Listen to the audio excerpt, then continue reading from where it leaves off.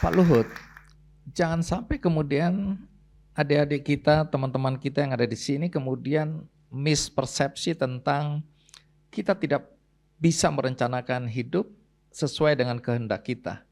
Karena ada misteri yang akan terjadi dalam hidup kita di mana kekuasaan yang maha tinggi yang akan menentukan. Tadi Anda bilang apa yang engkau inginkan terjadilah. Kehendakmu terjadilah, bukan kehendak kita sebagai manusia. Tapi apakah itu berarti kemudian kita tidak bisa atau tidak boleh merancang atau merencanakan hidup kita? Ya enggak lah, kita rencanakan hidup kita lah. Dan kita berdoa, dan harus realistis, jangan kita jadi frustrasi. Saya bermimpi dari kecil, waktu RPKD mendarat di Pekanbaru tahun 58, saya masih kecil. RPKAD itu Ya, Kopassus ya? Kopassus. Saya bilang saya harus jadi Kopassus, harus jadi RPKD, dan saya harus punya pasukan elit. Itu yang saya buat di Tasmen 81 dengan Pak Prabowo. That's my dreams. Saya kerjain, saya berdoa, tapi saya share pada Anda, apapun mimpimu itu, jangan lepas kau dari doamu. Jangan lepas kamu dari doamu. Be professional. Kamu jangan pernah rendah diri, gak pernah. Jangan. Gak ada, mereka tuh gak lebih hebat dari kalian. Percaya sama saya. Kalian tuh hebat-hebat. Kadang-kadang kita suka lihat asing itu apa, saya gak pernah. Gak pernah sekolah mereka juga gak lebih baik dari kami kok. Biasa-biasa aja. Tapi kita kadang-kadang tidak punya karakter yang kuat. Terus lemah. Kita nggak tahu kok Tuhan itu mau apa buat kita. Tapi yang pasti dia memberikan terbaik buat kita. Apa itu? Kita nggak tahu. Kau kerjain aja dengan baik. Ayah saya kan hanya supir. Ayah saya itu supir bus loh. Ayah saya supir bus si Bual-Buali itu kalau di kampung itu. Kalau ibu? Ibu saya itu SR pun tidak tamat. SR itu SD teman-teman. Ya. Itu pun nggak tamat? Nggak tamat ibu saya. Jadi artinya apapun latar belakangmu, kamu bisa jadi somebody. Apa saja. Gak usah pernah ragu itu. Ya kau berdoa aja, berbuat baik, udah. Jangan pernah ragu itu. Nah Pak Luhut, Anda beberapa kali bilang, kalau apa yang kita impikan itu tidak terwujud dalam diri kita, dalam kehidupan kita, jangan frustrasi. Apa makna dari kalimat Anda ini? Ya kalau kita frustrasi kan energi kita jadi energi negatif. Ya, buat apa? Ya, kalau sekarang saya memang lebih nggak ada yang saya frustrasikan basically today karena semua apa yang saya lihat tuh jalan, ya ada penlambat sedikit-sedikit, pengalaman saya mengatakan just move. Tapi yang lalu masih muda, kenapa enggak begini? Kenapa enggak begini? Kenapa enggak? Semua tuh ada waktunya. Kalau belum waktunya sudah. Yang penting kau kerjakan dengan baik, kau rencanakan dengan baik, kau niatkan dengan baik. Itu aja. Tidak ada yang nggak akan jalan. Apa itu? We don't know. That's a mystery of life. Nobody can predict. Gak ada yang bisa. Jadi kata orang bijak teman-teman, kalau kereta itu tidak berhenti di stasiunmu, artinya itu bukan keretamu. Ya. Tunggu kereta berikutnya. Baik, kita berikan aplaus untuk Pak Luhut Binsar Panjaitan. Nah, saya kembali ke belakang ke acara Idea Fest waktu itu yang membuat saya sampai hari ini terkesan dan saya ingin Anda membagikan apa yang menjadi pemikiran dan pandangan Anda di dalam acara itu tentang khianat, berkhianat. Anda tekankan kepada anak-anak muda hari itu, hei anak-anak muda, adik-adikku tercinta, anak-anakku tercinta, cucu-cucuku tercinta, jangan pernah kau berpikir untuk mengkhianati bangsamu sendiri. Apa makna dari statement ini? Ya tadi saya bilang Bung Andi, yang gugur anak buah saya itu berapa banyak sih? Di mana keluarganya itu? Bagaimana keluarganya juga nggak semua saya tahu. Banyak yang tidak sadar itu ada satu tekad buat saya. Saya tidak akan pernah mengkhianatin mereka dengan berbuat sesuatu yang mencederai. Yang kalau kami bilang nama, derajat, dan kehormatan Korps Baret Merah kami itu. Tidak akan saya lakukan itu.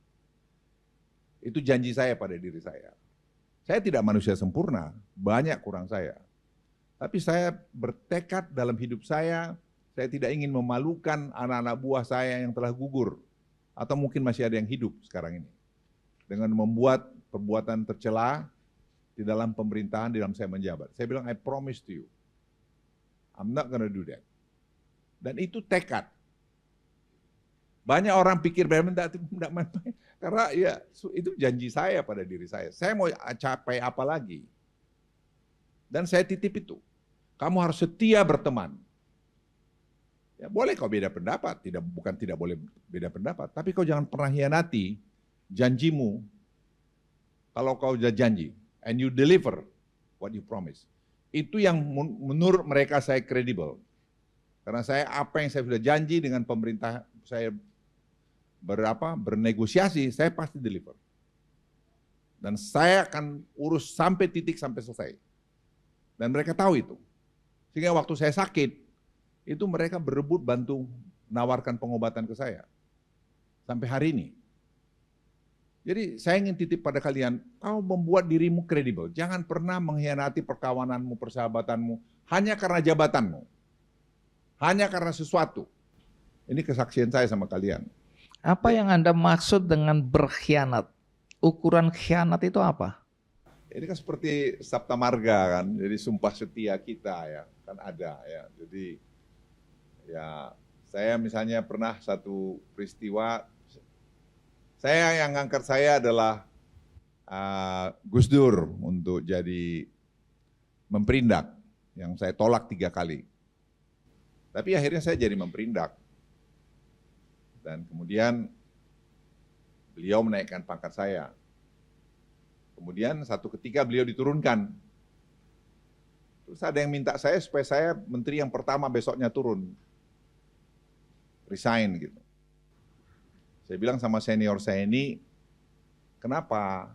Kenapa Bang gitu. Yang angkat saya ini Gus Dur, yang menaikkan pangkat saya Gus Dur. Salah apa Gus Dur? Tidak melanggar konstitusi, tidak juga ada korupsi, tidak ada pelanggaran apa-apa, jadi kenapa diturunkan gitu. Lah kenapa saya harus turun? Saya bilang saya tidak akan mundur. Ya biar aja karam sama-sama. Karena saya bilang saya nggak ingin orang mengatakan bahwa kakekmu itu, bapakmu itu mengkhianati atasannya. Saya bilang tidak akan bisa. Dia bilang, Hud, kamu nanti kalau enggak ini, saya bilang Bang, kalau karena itu saya enggak dipakai ya sudah, enggak apa-apa. Jadi Anda disuruh mundur untuk menyelamatkan diri, Ya, tapi bilang, Anda menolak. Saya bilang, untuk apa gitu. Tapi keputusan saya itu, saya pikir sampai hari ini tidak pernah saya sesalin. Walaupun saya tidak jadi menteri lagi. Tapi justru itu menurut saya lihat flashback, saya jadi pedagang, bukan karena saya sudah berhenti menteri, saya pedagang, dan saya sukses banget. Saya pikir jalan Tuhan kan lagi, mystery of life. Kalau tidak, bagaimana saya military professional? Saya ini instruktur loh. Instruktur terjun bebas, instruktur anti teror, segala macam saya kualifikasi instruktur. Saya dilatih di British SAS, saya dilatih di Special Forces Amerika. Hampir tidak ada yang seperti saya. Maaf ini saya bukan cerita mau sombong nggak. Don't get me wrong. Hanya saya ingin latar belakang cerita. Jadi apa yang saya nggak punya gitu.